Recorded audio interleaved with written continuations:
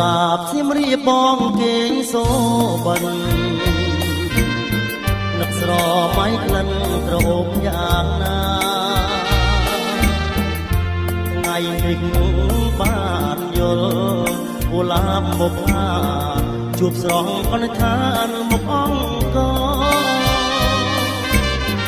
កុលាបអូនល្អជានារីខ្មែរបានជួបស្នេហ៍លុនទូអង្គអូនលុកគ្រឿងឆ្លាំងទាំងចិត្តទេសចរឃើញរូបអូនល្អចំស្នេហ៍គ្រប់គ្នា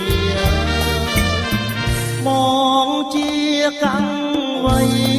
មានភពជាងគេកុលាបមាសមេអូននាងមេត្តាងូតទឹកកំសានបារាយទឹកខ្លាញ៉ាំបាយរួមគ្នាមលុកដើមក៏គីស្ដាប់សូរីយំស្រណងពេកក្រៃ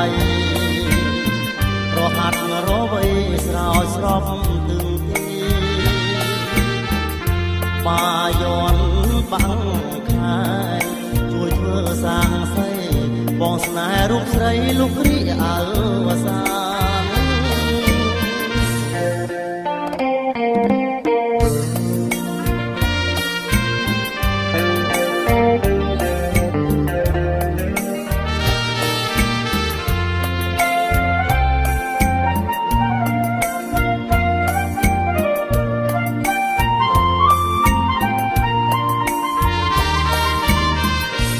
បងជា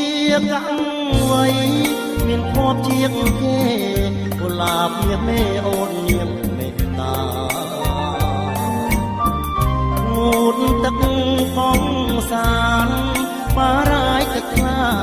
ញ៉ាំបាយរួមគ្នាមលុបដើមក៏គីស្ដាប់សូរីយំស្រណងពេកក្រៃរហាត់រវៃស្រោចស្រពទឹងទីបាយ័នបាំងខាយជួយធ្វើសាក្សី